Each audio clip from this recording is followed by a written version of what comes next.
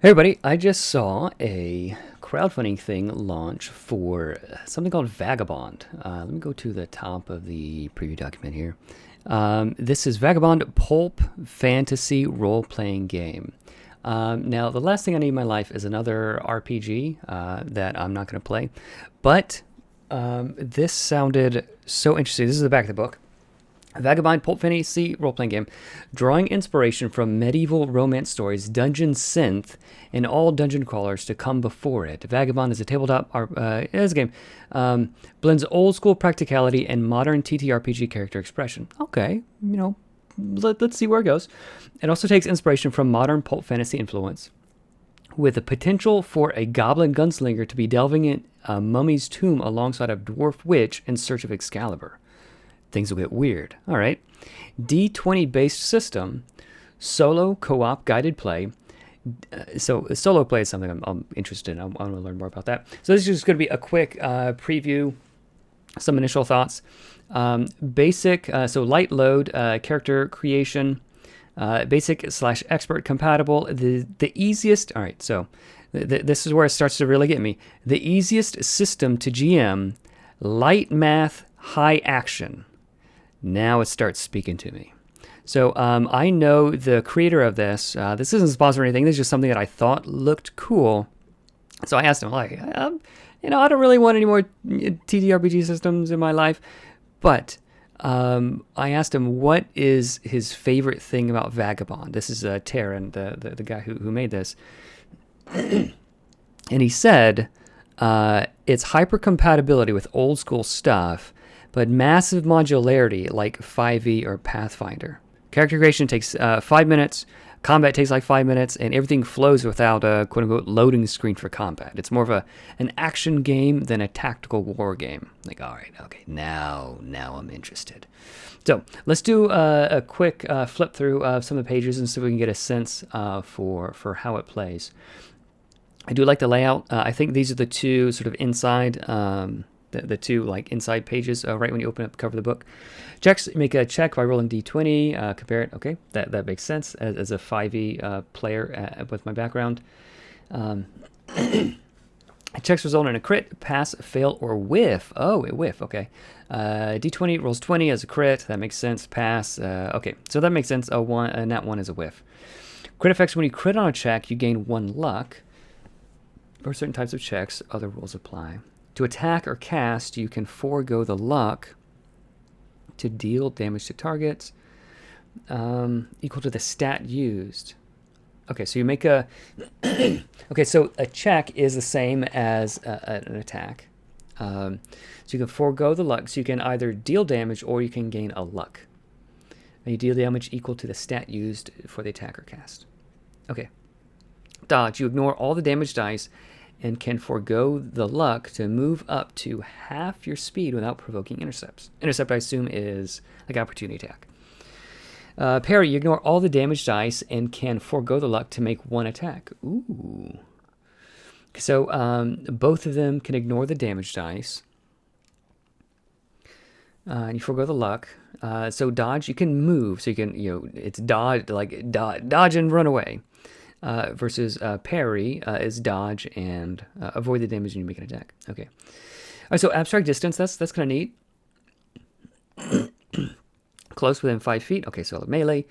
Close, near, and far. So the problem I have with close and near, like they both sound like you're close to me, you're near to me.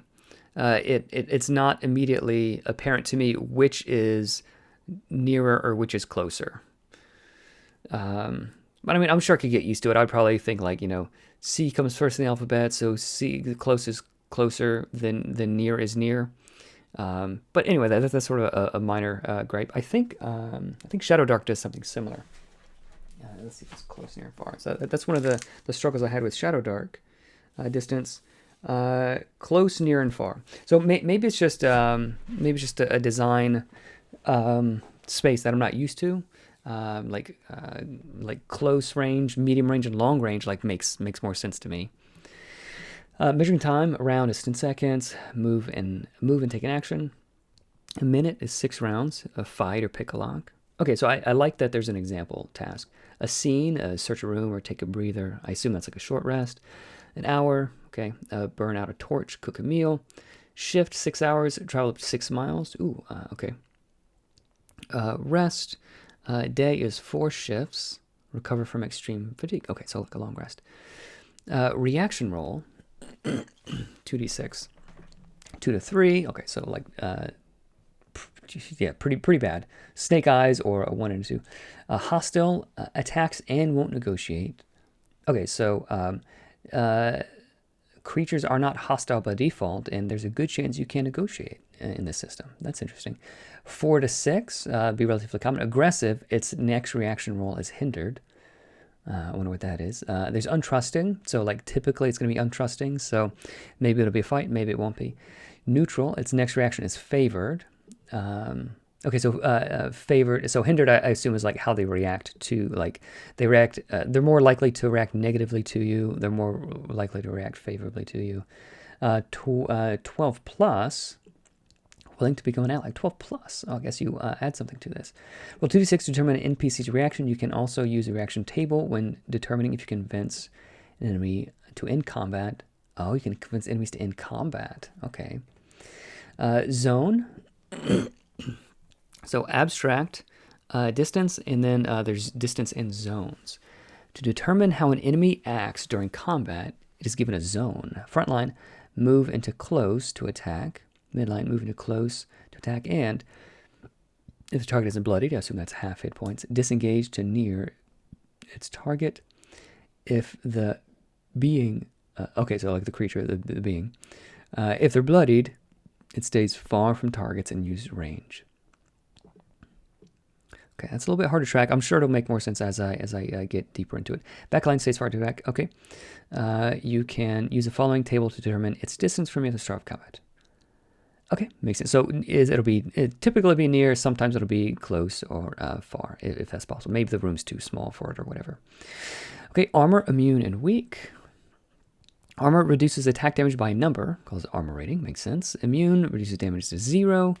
Weak increases damage of that type by 1 damage. Okay, so it's weak, it takes another damage die. So it's not like in 5e where you you double damage with vulnerability. Rounds and turns. One round of combat lasts about 10 seconds. Combat begins when a being becomes hostile to another. During combat, all beings can take an action and move during their turn. Whichever side makes the first strike goes first. Otherwise, roll d6. 1 to 3, enemies go first. 4 to 6, heroes go first. Okay, that makes sense. Easy enough way to do initiative. I do like that more than like the GM, like telling everybody roll initiative and then taking a poll and then like adding, putting all the numbers and writing it down and all this sort of like, enemies go first, heroes go first. I like that. It is much simpler. Actions, you can take your action at any point during the turn. Makes sense. Choosing from the action abilities. You can attack, make an attack, cast a spell, hold action. So you can hold a move or an action, and you can use it as a reaction, I suppose. Improvise, so you can like make up something else, act in other ways. Rush, okay, you can dash. Speed is double for the turn, or use, interact with, or use an item. Okay. Move up to speed, you can break it up. I like that. Disengage. Spend 10 feet of speed to move without provoking intercepts. Ooh, I do like that. So even if you're playing 5e, so rather than like disengage as an action, like, oh, I disengage and now I can't attack. All that kind of stinks. Or I disengage, I'm a rogue, I disengage for free. Well, that makes everybody else feel bad. No, if you have like 30 feet of movement, you spend one of those, now you have 20 feet of movement and you can disengage. I do like that. I've never seen that anywhere else. Without provoking intercepts this move, ending early if you take an action. Okay, I like that. Jump, spend half your speed to leap up to that distance. Okay, that's really easy. That's really easy to sort of to track and remember. It's not like some formula. You move. It's half your speed. Stand, spend 10 feet of speed to stand up for prone. Yeah, I like that. I like that better also. So like it takes faster characters less of their speed to stand up than slower characters. So in D&D, it's half your movement, right? I think it's half your movement.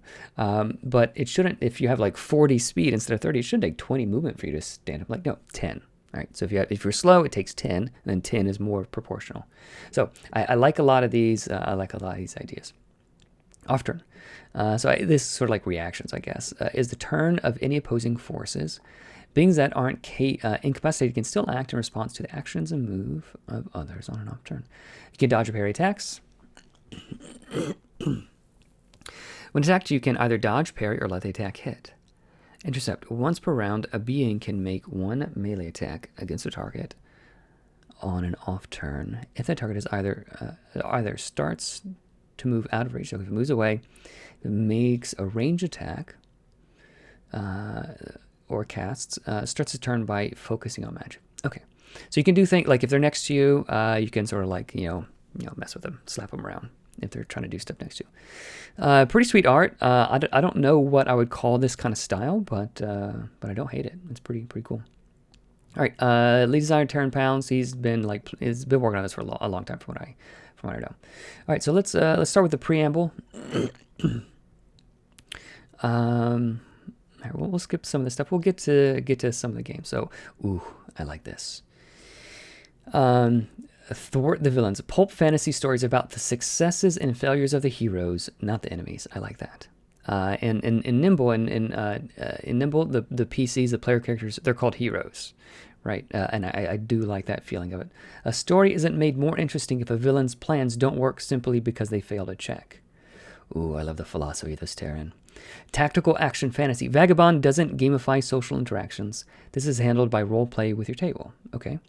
The system is built for quick combat, engaging exploration. You have tools at your disposal to think of alternatives to violence, but don't be sword shy. So it's not like Mothership, where they explicitly say like, "Hey, if you fight, you're gonna die. Run away. Don't fight things." So I do like the combat aspect of it, and I kind of like that it's optional as well. Feel free to stab the bad guy with a pointy end. Yeah, okay. I like that. Combat exploration are intended to seamlessly flow between each other. The intention is that combats should be moments of confrontation rather than milking dramatic tension out of every action. Combats will be short. I like that. I like that you're not playing like two different games. The fun role-playing game where you're like buying equipment and talking to people and, the bard's doing the bard things. And then combat, like now it's this like tactical numbers thing and you've got your tax forms out and spreadsheets and like, no, that feels a little bit weird. And then there's this weird break where you have to like take 5 minutes to roll initiative and do all these crazy things. I like that it flows seamlessly into like it feels more like the same game. I'm interested to see how that works, but I like the idea. I like the philosophy of it. Enemies, particularly minions. I love minions. May die in a single blow. Yes, boss fights may be entirely thwarted by smart planning on the hero's part. That's the intent. Man, if you can thwart a boss by really that's the kind of thing that your players are going to remember for like until they're like grandparents. Like, I remember 50 years ago we were playing Vagabond and we killed the guy with one hit because of our smart plan. Like, they're going to remember that. Like, they're never going to remember like a perfectly balanced boss fight that like went 4 to 5 rounds and everything was like a little bit tight, and like they'll remember that for like a few weeks, maybe a month, but like if they get to like just break it and like kill the evil dragon before it even gets to do anything, like that's what they'll remember. Hopefully that kind of thing doesn't happen all the time, but like that is possible. I kind of love that.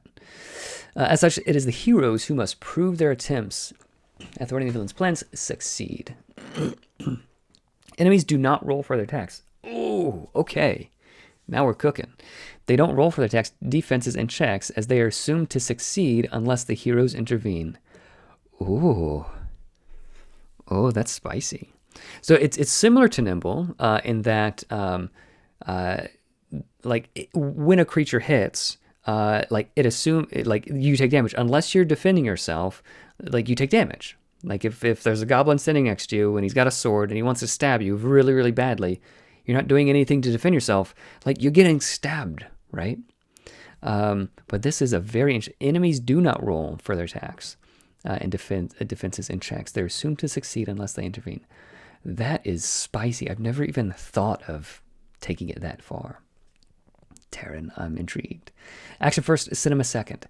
Vagabond's combat system focuses on quick power, fantasy, violence over narrative tension. I like that you have a lane. This is an action game, not a tactical war game. Okay. Mechanics are granted as a storytelling toolkit, so feel free to use the flathead screwdrivers on. Okay, yeah, like tweak things if you want to.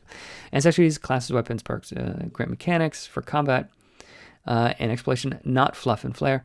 They were designed to say yes and okay for what you want to do instead of saying what you can't do. Interesting. I'm interested. So, like, I love this. Like this part. I love this, and like I'm really curious to see how this works. There are restrictions and limits, and yeah, that is good. It's better than just like a woo woo, like, you know, everybody's just like talking to each other and there's no rules and like anybody can do anything. It's completely like space for creativity is cool, but I think having having things that, like, you know, there are restrictions and limits, like this guy can cast spells, this guy can't. That makes it feel better. And this spirit should always be interpreted in good faith. Yeah, like rule in favor of the heroes, right? Like, we're here to have fun. I can like not cast fireballs and stab people at home all day long. Like, I come to play like Vagabond or D&D or whatever, so that I can do cool stuff like that I can't normally do. Common sense is king, yeah. Absolutely. Order of operations, follow Pimdus Bodmus. Okay, I've never heard of Bodmus, but I know what Pimdus is. Okay, so that's just sort of different things. Touchstones, cool. Films, Princess Bride, yeah. Northbound, Dragon's Lair, Clash of Titans. Elric, Melnibone, Conan, yeah. Conan is cool. Yeah, so if you guys know anything about like these kinds of things, like, yeah, I think that's cool. That's what they're going for. Like a Conan, like a combat in like Conan, it's like the spider jumps at him and he slices it in half and it's done, right? If he doesn't hit, then he's dead. So like that's like a combat in Conan, like, and it's kind of crazy. So. Music. Okay, so cool stuff. So this is the kind of stuff that we're going for. I like Slay the Spire, Skyrim, Legend of Zelda. Love it. Okay. Discretion tools, be fans of each other, don't like it, change it. All of that stuff is pretty cool. All right, let's get into the basics. Headers, dice. Okay, we know about that. Favorite hindered. Roll one additional die, the same size. All right. That makes sense. You like advantage, exploding rolls. Yeah, there we go. If a roll explodes and rolls its highest value, yeah, that's what Nimble's got too. I love that mechanic. Roll another die of the same size added to the first result, continuing these explode rolls until a qualifying value is enrolled. Cool. Cumulative roll, 2 to 6 indicates a roll of multiple dice, and these, okay, that makes sense. Countdown die. Ooh, C before die roll, such as CD4, is a countdown die, which is rolled at an indicated time. If it rolls a 1, it decreases by 1 size. A decrease on a CD4 ends the countdown. Ooh, yeah. So like maybe you're infiltrating a base of some sort, and you get caught when the countdown goes. And like every time you fail something, every time you make noise, you roll on the countdown die. I like that. I really like that. Assuming that's how that works. I think I've got how that works. Checks D20 rollover system. I prefer the rollover systems. There are some systems that are really cool, like Mouse Ritter, that are roll under.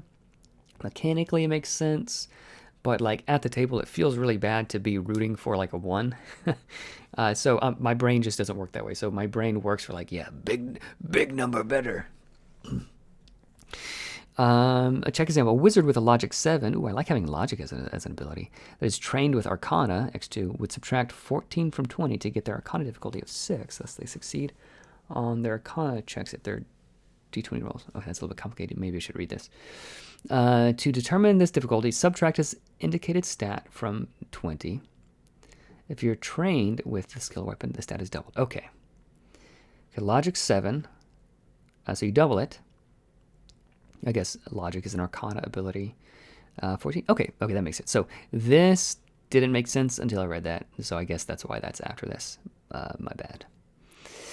Crits. When you crit on a check, you gain 1 luck. Okay. You can forego the luck to deal damage to targets. Okay, so we read that already. Positions targets. So we read all that already.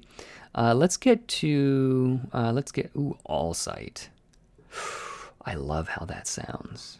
Echolocation detects semi size. Oh, seismic sense. I thought it was like semi seismic. Seismic sense telepathy.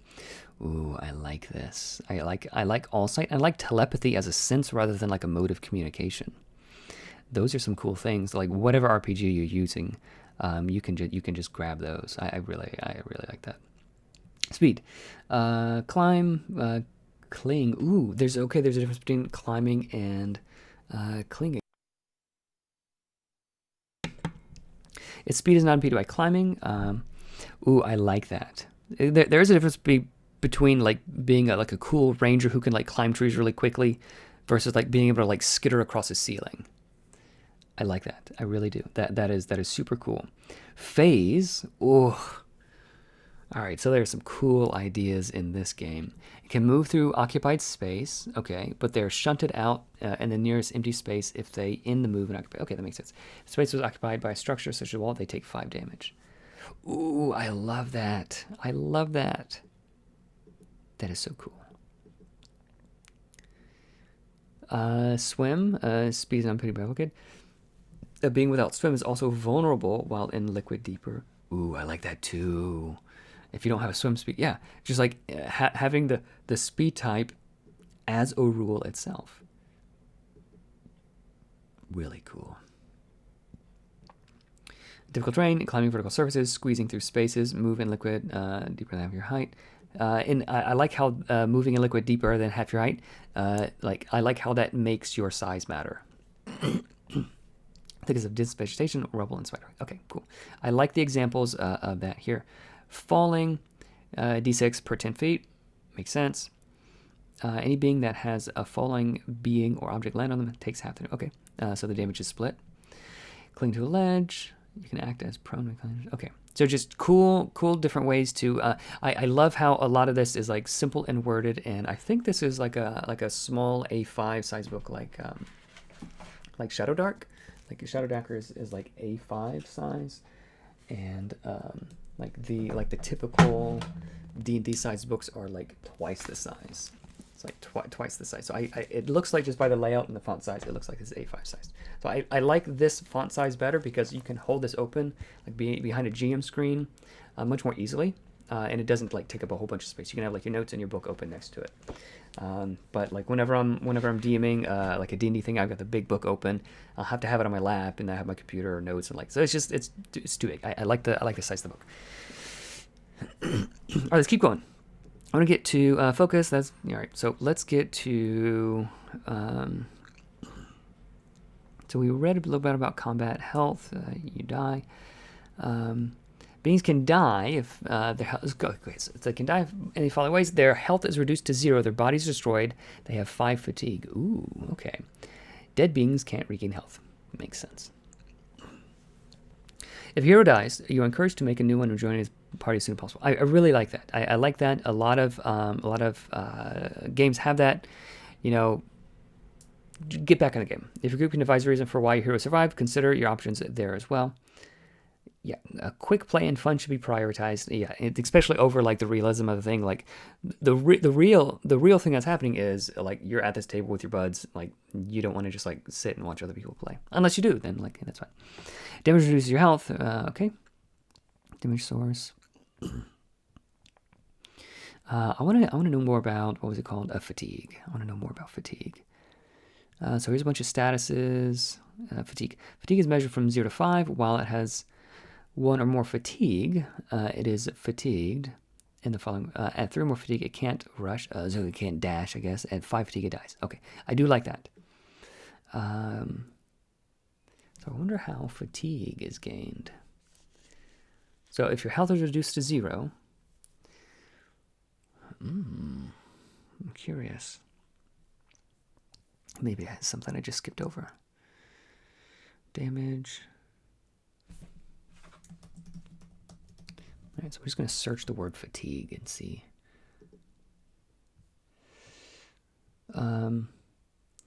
Okay, Vagabond discourages instant-death mechanics that can spring up on heroes without warning. 100 times yes. Yes. When presented with a save or die mechanic in a BX derivative, so like older D&D stuff, allow the hero subjected to it to instead take 1 fatigue. Ooh, that's cool. I do like that. Oh, okay, so this is on conversions. I love that. I love that. All right, so fatigue. I don't know that I'm going to be able to figure out, like, it's like a full book with like 200 pages. So I'm not going to be able to figure out everything about it, obviously, right away. But I would like to know how death and dying works a little bit better without spending too much time figuring things out.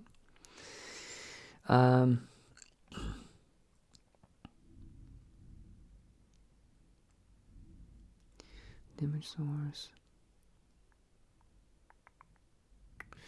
Armor reduces damage. Okay, maybe I'll just have to wonder for that. All right, hero creation. Let's see how fast. Protagonists of the story that are in the player's control, heroes, are the main focus of any game of Vagabond. That is super important for the GM to know. They are the main focus, not your silly plot, not the bad guy, not the cool interactions you made between like these different mechanics stuff. Like, no, the heroes are the main focus, 1,000%. Yes. So far, Taryn and I, our GM philosophy is like right there. Focus may shift over to other events for a short time in a scene, yes, but the characters that have the most screen time are these individuals, absolutely. Choose Ancestry, gives you traits. You can also roll for a random one. Human. Oh, cool. Okay, human, dwarf, elf, wild, halfling. So in this world, humans are typical. And elves, dwarves, and halflings are atypical. And there's no like orcs and tieflings and that kind of thing. Take a level in class, which grants you an archetype with training and features. You can also roll one randomly from the following table. That is so cool. I love the ability to roll randomly for some of these things.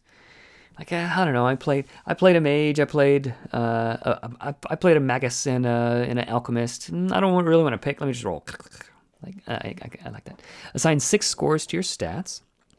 Okay, so there's 6 stats. You'll determine your hero stats by taking an array of scores. You do so by rolling or choosing an array.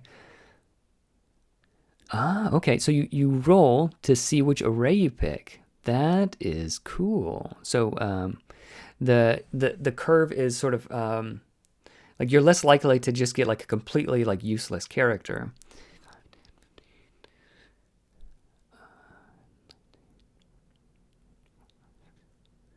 Okay.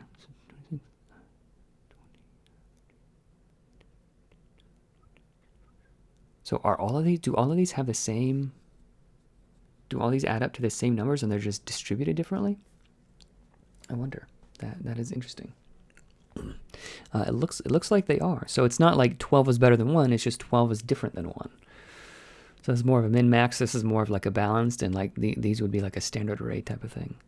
Ooh, that's cool. Again, something I've never considered. So I think a cool thing about this kind of project, like even if you never intend on playing like Shadow Dark or Tales of the Valiant or Mouse Ritter or Vagabond, it's just really interesting to read these books and get ideas for your like D&D game or whatever game you happen to be playing. Like having in my mind, it was always you choose an array or you roll for it. But like this third option of roll for an array, like is really cool, and it's obvious once you see it. But until you see it, it's certainly not obvious. Training and perk. You gain training with a skill. Ooh, if you gain training or skill you already have, you can choose a training and different. Oh, I like that. I really like that. A lot of the times, like some games will give you like you have this ability, and then like, oh look, you get another ability, but that's the one I already have, and that feels bad. Like no, just pick a different one. That's cool. Start with 3 gold, 300 silver, wealth to purchase starting gear. That's cool. There's starting packs you can choose from, which give you a loadout of gear. Okay, I like the ability. I can like pick and choose. I can go shopping if I want, or someone like my wife, like I don't want to fiddle with that. Just like give me a backpack full of stuff. Like let me get to playing. Stats: might, dexterity, awareness, logic, presence, and luck. Okay, process strength, vitality. Might is hit die size, max health, item slots. Ooh, I like that it has a hit die size, max health, item slots, endure saves, bronze checks, and melee attacks. Okay, pretty similar to nimble and 5e. Hit die size is determined by your might. Okay, from a d6 to d10. Okay, no d12. You can hold your breath. Okay, so that has to do with that. Max health, item slots, brawl. Okay. So let's go to dexterity. Ooh, your speed. So your dexterity has to do with how far you can move. Ooh. That is really cool. Again, something that I've never considered, but makes perfect sense. That definitely makes perfect sense. Finesse is a skill. Yep. Sneak is a skill. Okay, awareness. I didn't skip one, did I? Might. No, okay. These header. So might is like a main header, and then like these are secondary headers. Okay, so I guess the main header is centered. I wouldn't hate like a little bit more distinction between like this header size and this. I almost like went to the next page and I would have just like missed awareness. Awareness, adaptability through cognition and perception. Awareness is used for reflex. Okay. I guess it's sort of like wisdom, right? Detect, reflexively sensing others, like perception. Locate, you can skip your move to make a detect check to attempt to detect a being. If you pass, can't be hidden. Okay. Mysticism, understanding of supernatural. Okay, I love this name. I assume that's a class. I love the name Luminary. That just sounds so cool. Survival, yep, makes sense. Tracking knowledge, beast plants, all that. I attack with a range weapon. Okay.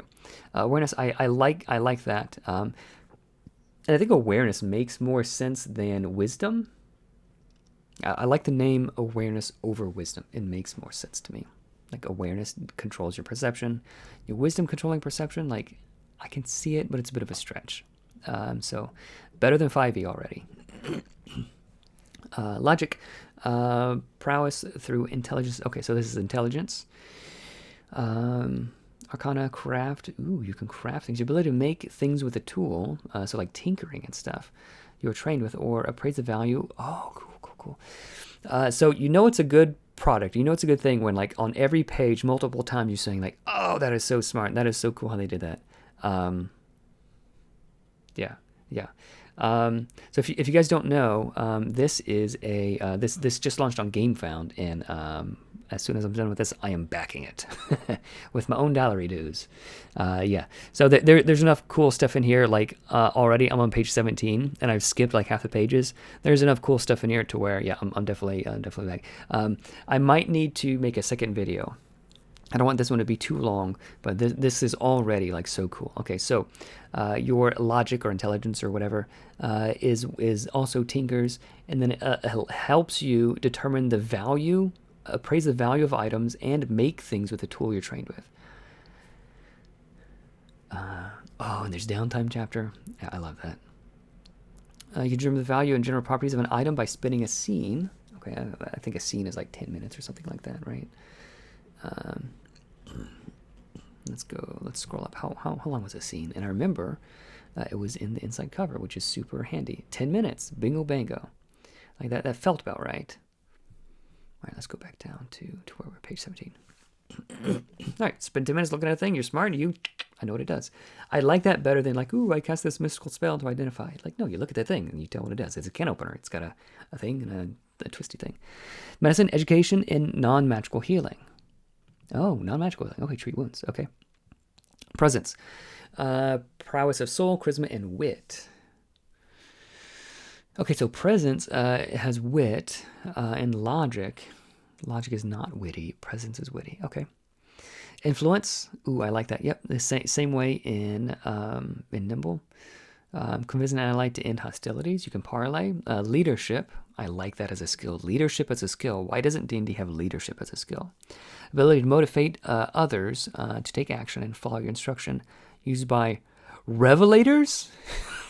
Oh, man. All right, I got to look at the rest of the classes. Alchemist, barbarian, bard, dancer. Ooh, bards and dancers are different. That's interesting. Druid, fighter, gunslinger. Okay. Hunter, Luminary, Magus, Merchant. Merchant is a class. Okay. All right, so my guess is the merchant has heavy bags and he throws money at people to distract them and deal damage because gold is very heavy and dense. Merchant. Pugilist, boxer, okay. Revelator. Rogue, sorcerer, vanguard, witch, and wizard. Awesome names. Awesome names. Having a cool name is like 9/10 of a lot of this stuff. Maybe 1/10, but it's super important. All right, we are on leadership. So how is command hirelings or other beings that wish to follow your orders? Okay, that makes sense. So I was just about to ask, like, how is leadership different than influence? Like, can I just influence can I just influence people? But this is not for other players. This isn't for like bad guys. This is for like allies. So influence is for like enemies, perhaps. Like this deception, negotiation, coercion, like the dark side of the force, and then this is the light side of the force. Okay, I'm digging it.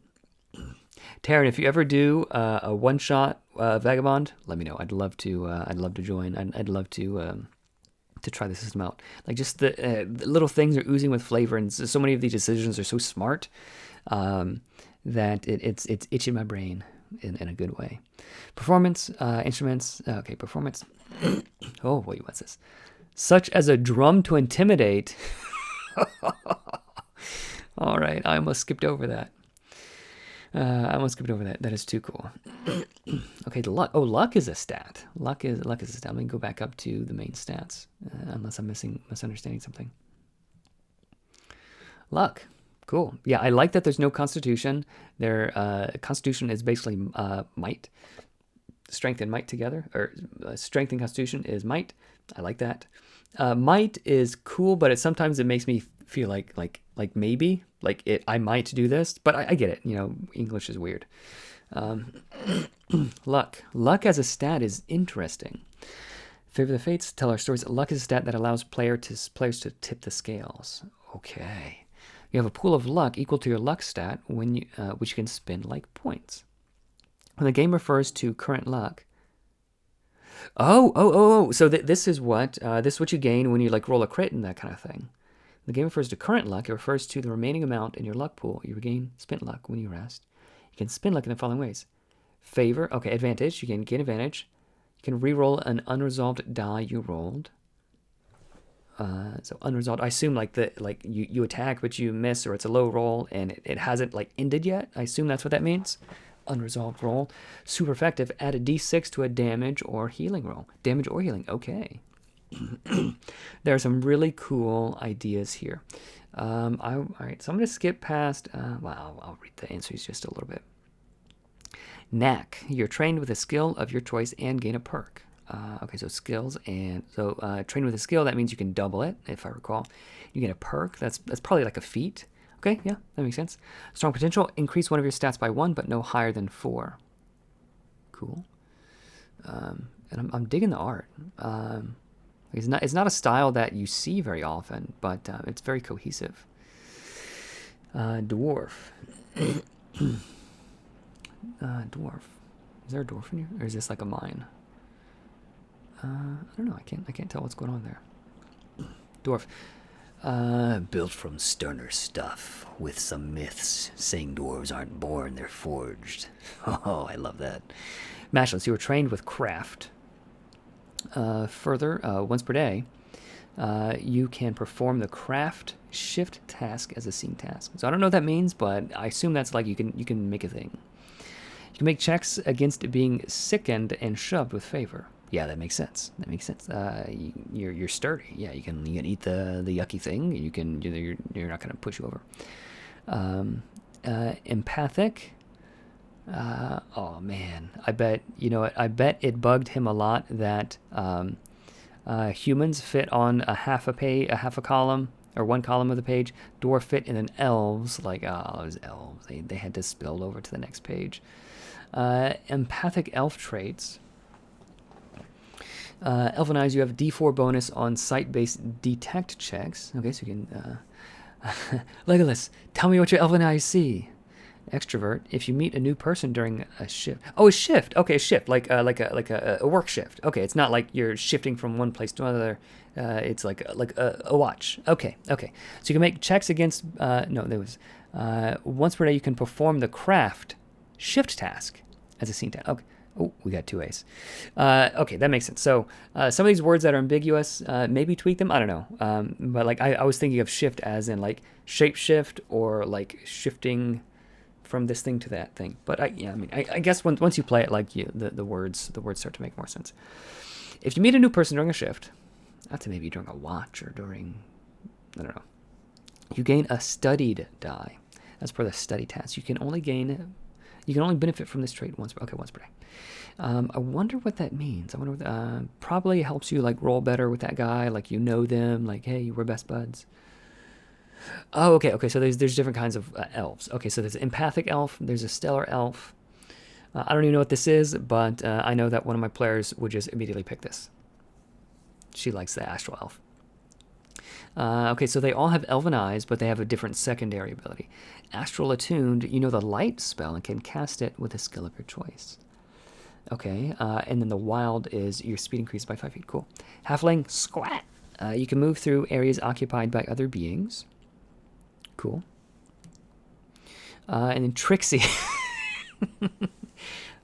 Trixie. You regain luck from a rest. Oh, when you regain luck from a rest, you gain 1 additional luck. Okay, that's pretty cool. Draken. Okay, so there are different races. Okay, Draken, Changeling, Fiend, Goblin. All right, I gotta see what I got. Nimble, blah, blah, blah. You don't provoke intercepts if your speed isn't reduced. Okay, that's cool. And like in my mind, like I'm translating this. You don't provoke opportunity attacks. Whatever. If you're not in difficult terrain. So like, even though it's like different words in different languages, like I'm able to understand it coming from a 5e type of background. You're not blinded by dark. So okay, dark sight. I don't like dark. I don't like dark vision. How many of these guys have dark vision? Okay. Okay. So only. Okay. If only fiends and goblins have them. Okay. So I guess I'm okay with that. All right. So I want to go down to. Oh, is this more races? Or excuse me, ancestries. Okay. So there's more ancestries / races / species, or however you want to call it. Classes. Okay, so this is what I'm really interested in. We'll look at just a couple of classes, maybe the Luminary, maybe the Magus, just some of the cool names, maybe the Merchant, and then we'll wrap it up. I'm definitely going to make another video on this as I read through more. I really like what I see. I'm gonna put a link to the game found, the backer kit, the Kickstarter, whatever, the crowdfunding campaign down in the link, just so you guys can check it out also. But this looks really cool, even if you never actually play it, which is, it's crying shame. It looks cool. I'd love to play it. Just the ideas alone in here, I think, are worth the price of admission. So I'm not super interested in Alchemist, Barbarian. Let's look at Barbarian. It should be fairly straightforward. Complexity, 2 stars. Ooh, I like that. I like having complexity, 2 stars. How complex is the Alchemist? There we go. Yeah, I'm not going to read all that. 5-star complexity. Is this the Barbarian or is this the Alchemist? Oh, that's the Alchemist. Barbarian. Okay, so with a lot of these things, the crowdfunding thing is to buy more art. Art is incredibly expensive. Like one piece of art could cost like $1,000 or $3,000 or like more.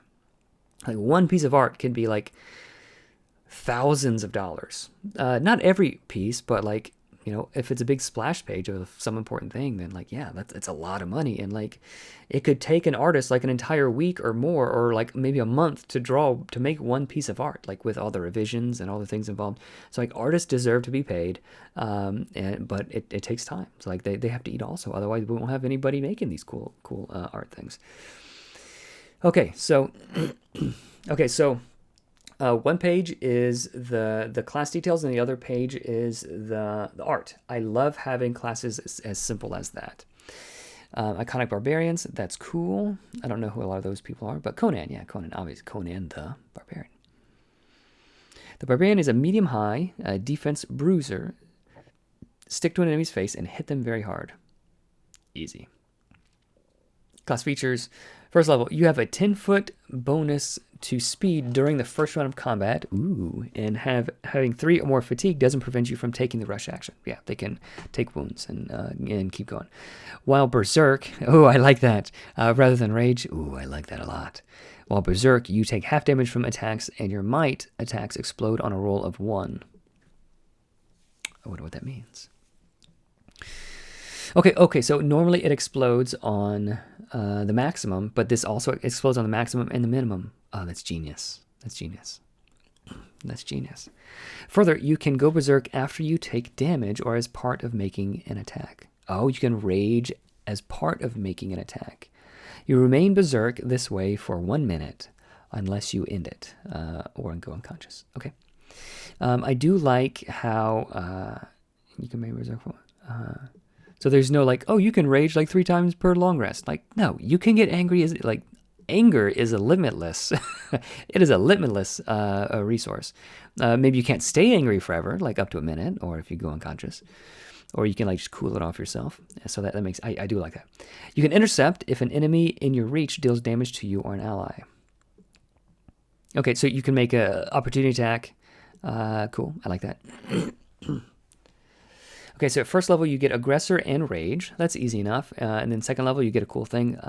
What do you get anything at third level? Third level.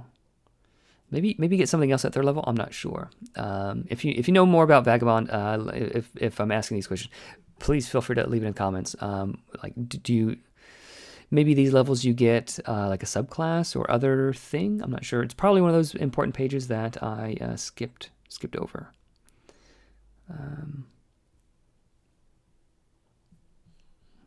It's probably there. Ooh.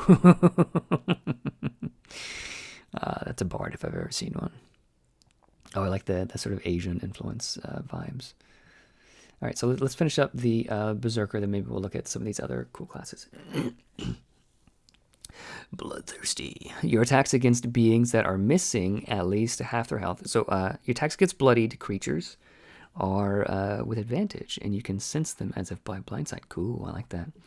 Oh yeah, because they're bloodied. You can, yeah. Ugh, that's sweet. And I do like how it goes from level 1 to 10. I think that's just a better spread. It's more realistic. You can get to level 10. You can't be charmed or confused or harmed by psychic damage. Oh, mindless rancor. Okay, so I was like, I don't know. Is that something that a berserker or barbarian could do? Like, I feel like they'd be easily confused or harmed by psychic damage. But see, this is why names matter. Mindless rancor, like, no mind, no problem, right? You can't deal you can't hurt my brain if I don't got no brain, right? Okay, now thematically it makes sense all of a sudden. So the names of things matter, and like Taryn has picked some sweet names. Brutality. If you crit with an attack, you roll an additional die of damage. Okay, so vicious crits in terms of nimble. Further, while Berserk, physical damage you deal with attacks ignores immunity to physical damage. Cool. Rip and Tear, level 10 ability. While Berserk, your melee weapon damage dice are 1 size larger. If the weapon uses multiple dice, this increases each die. Yeah, cool. That's awesome. Let's scroll down to Dancer. Nah. Druid. Nah. Fighter. Let's see. So yeah, some of this art is cool. I don't know about Luminary. Okay. So Luminary looks kind of like cleric-y.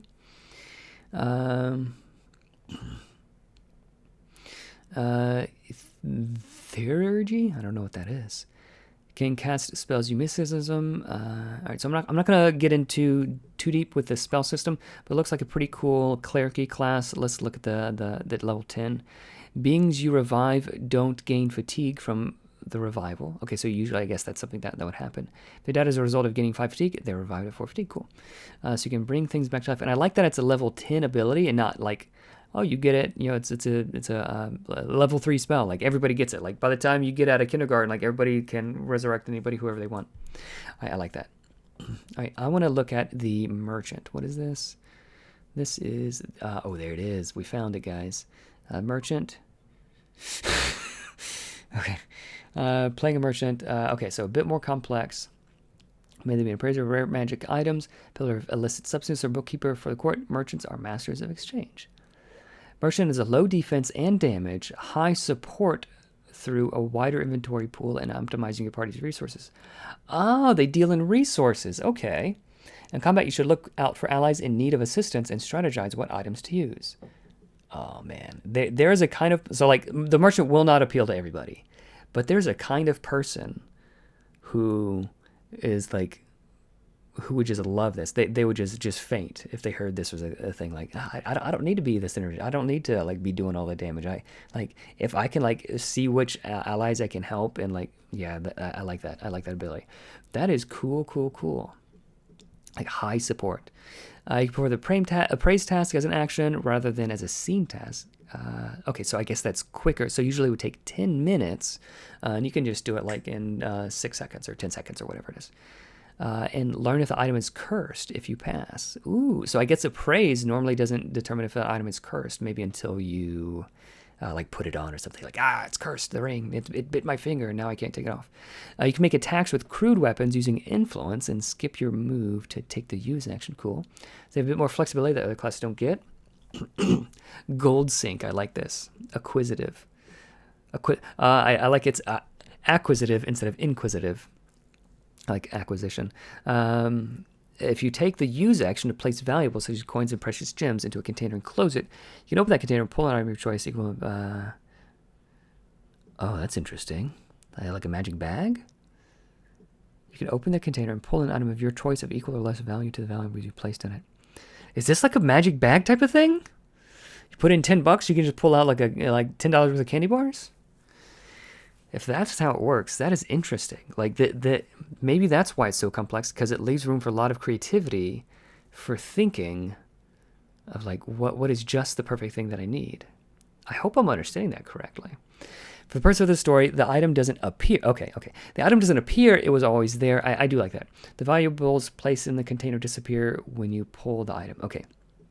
That makes sense. That does make sense. Like, the merchant is always, like, buying and trading and selling things, like, in the background, and, like, this is the thing that I needed, so that, like, you're in town, you don't have to sit around for, like, 3 hours, like, thinking, like, all right, think, what are all the things that I need? You can do it retroactively. I do like that. Expertise, get a perk, expert archetype. Okay, you get a feat. Yeah, so the 3rd, 5th, 7th, and 9th level, you don't get anything. So I'm interested to know what happens there. Hedge bet. Once per turn, you can use your luck on an ally's roll. If you do, roll a d12. If the result is equal to or lower than your luck, the luck is not spent. Okay. Oh, because of d10. Cool. Diamond hands.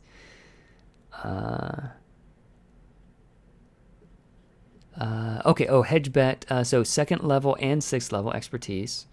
And then hedge bet is 4th level and 10th level. Okay, I see. And the diamond hands. Once per week, you can pull a relic from your gold sink feature with a value no higher than your merchant level times 50 gold, otherwise obeying. That's cool. I assume relics are super duper powerful. Yeah, lots of really cool ideas. Let's go. Lots of super cool ideas. I can't go through everything all right now, but I would definitely encourage you to look at that art. She looks so angry. I would encourage you to check out the Vagabond Game Found, the crowdfunding campaign. Check it out, see if it's interesting to you. For me personally, I'm about to. I got my wallet here. I'm about to go punch my credit card information and buy it myself. Yeah, this flip through convinced me. All right, guys. Appreciate it. See ya.